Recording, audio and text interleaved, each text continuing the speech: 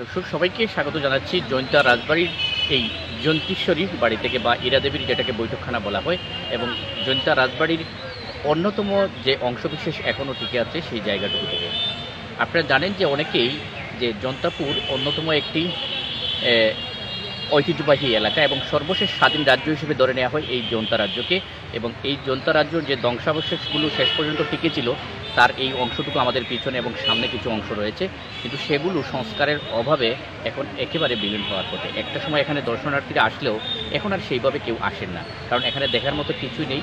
যে স্থাপনাগুলো আছে সেগুলো নষ্ট হওয়ার পাশাপাশি নোংরা আবর্জনা এবং বিশেষ করে মাদক সেবীদের একটা আড্ডাখানায় পরিণত হয়েছে এই এলাকাটি, যে কারণে সুস্থ মস্তিষ্কের কোনো লোক এখানে এসে সময় কাটানোর মতো যে অবস্থা সেটা কিন্তু এখানে নেই। তো ভিডিও জুড়ে আসলে দেখাবো পুরো চিত্র কী অবস্থায় রয়েছে জৈন্তা রাজ্যের সর্বশেষ এই নিদর্শনগুলো। আশা করি ভিডিওটি শেষ পর্যন্ত দেখবেন।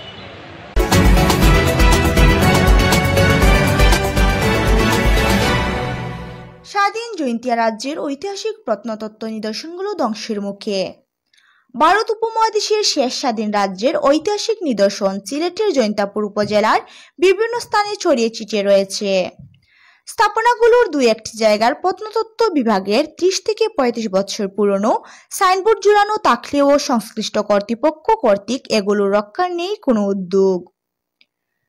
সংশ্লিষ্ট কর্তৃপক্ষের চরম উদাসীনতার জৈন্তিয়ার প্রত্নতত্ত্বের রত্নভাণ্ডার হতে হারিয়ে যাচ্ছে মহামূল্যবান এই সম্পদ। কিছু কিছু জায়গায় চলে যাচ্ছে প্রভাবশালীদের দখলে। জায়গা দখলের লক্ষ্যে এ সকল স্থাপনার বিভিন্ন অংশ বিশেষ ভেঙে ফেলছে দুর্বৃত্তরা। প্রত্নতত্ত্ব সম্পদ মেগালিথিক পাথর রক্ষার অচিরেই প্রত্নতত্ত্ব বিভাগ উদ্যোগ না নিলে জৈন্তিয়ার ঐতিহাসিক রত্নভাণ্ডার হতে হারিয়ে যাবে গুরুত্বপূর্ণ জৈন্তিয়া রাজ্যের নিদর্শন সমূহ। সংশ্লিষ্ট কর্তৃপক্ষের সংরক্ষণে চরম উদাসীনতা ও অবহেলায় তা আজ বিলুপ্তির পথে। স্থানীয় সচেতন মহলের দাবি বর্তমান ও ভবিষ্যৎ প্রজন্মের জন্য তা সংরক্ষণ করা সময়ের দাবি। আর এই সকল পুরাকীর্তিগুলো সংরক্ষণ করা হলে পান পানি নারী হেতু জৈন্তিয়া তার অতীত গৌরব, ফুরিয়ে যাওয়া যৌবন ও হারিয়ে যাওয়া লাবণ্য ফিরে পাবে।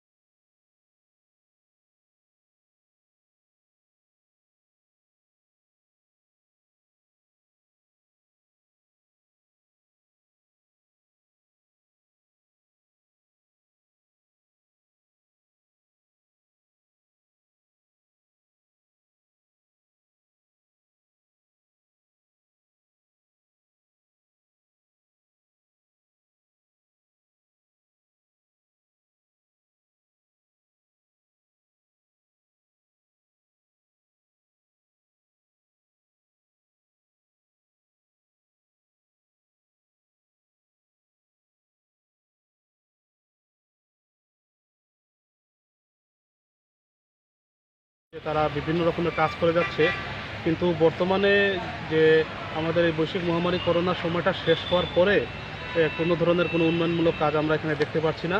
এবং পিছনে যে একটি এখানে ঘর দেখতে পাচ্ছেন, এটা খুবই জরাজীর্ণ অবস্থা। এখানে বেশ কয়েকটা সভা সমাবেশ বা মিটিংও হতো, বা আমরা বিভিন্ন সংগঠনের যে ওই নির্বাচন এই সমস্ত এগুলো নির্বাচন সংগঠিত হতেও দেখেছি। কিন্তু বর্তমানে যে ঘরের যে একটা অবস্থা, এই অবস্থাতে মানে একজন সাধারণ মানুষ, দুইজন মানুষ দিয়ে বসার মতো কোনো অবস্থা নেই। তা আমি সংশ্লিষ্ট কর্তৃপক্ষকে জানাচ্ছি, উপজেলা প্রশাসন এবং উপজেলা পরিষদের যারা এখানে রয়েছেন, এটা ঐতিহ্যের ধারক এবং যেহেতু বাহক আমাদের এই জৈন্তার এই পুরাকীর্তিগুলোকে সংরক্ষণ করার জন্য, যাতে আমাদের ভবিষ্যৎ প্রজন্ম এই জৈন্তাপুর যে রাজবাড়ি, এই রাজবাড়ি সম্বন্ধে যেন তারা আরও বেশি করে জ্ঞান লাভ করতে পারে, এবং এই সমস্ত যে পুরাকীর্তিগুলো রয়েছে এগুলোকে সংরক্ষণ করার জন্য আমি বিনীতভাবে অনুরোধ জানাচ্ছি, এবং এটা এলাকাবাসীরও দাবি। এখানে অনেক আর কি আছে, এটা সম্পর্কে জানছি। এখানে বইয়া যে রাজা গোবিন্দ আছে, সে বইয়া এখানে বিচার করতো। রাজা গোবিন্দ সেইখানে বসে বিচার করতো। রাজবাড়ি সম্পর্কে আপনার আর কোনো ধারণা নেই? আর ওইখানে একটা আছে যেটা ভাঙ্গা, ওইটা সম্পর্কে কিছু শুনছি। ওইটা বলে রাজার ধন সম্পদ আছিল। ওইটা বলে যেহেতু শাহজাহান থেকে আজান দিছিল, ওই সময় বলে ওইটা ভাঙ্গিয়া পড়ছিল। কারণ নোংরা পরিবেশের মধ্যে বাইরের লোক দেখলে মানে সিলেটের একটা বদনাম হইব, জৈন্তার একটা বদনাম, রাজবাড়ির একটা বদনাম, এজন্য আর লইয়া আই না। এই রাজবাড়ির যে পরিস্থিতি, জনপ্রতিনিধির বা সংস্কারের কোনো জোর দেখি আমি, বুঝছেন? প্রশাসন বা রাজবাড়ির দেখাশোনা যারা করে তাদের কোনো জোর নাই। আগে থেকে এত নোংরা হয়েছে যা বলার বাইরে। আরও আগে আইছে, বহুতবার আইছে, আগে শুটিং মিটিং হয়েছে, আগে খুব সুন্দর আছে, সংস্কারও আছে। মানে এখন যে নোংরা হয়েছে মানে বলার কোনো ক্ষমতা নাই। আর গাঞ্জুরি আর মধুরি দেখলাম তো সবার আড্ডাই এখানে, বুঝছেন? আমি তো আইছি আরও বহুতবার আইছি, আমরা ড্রাইভারে করি, বহুবার অনেক পর্যটক লইয়া আইয়া দেখাই, তাহলে কিন্তু এখন বস্তুনিষ্ঠ সংবাদের খুঁজে সিলেট আই নিউজ।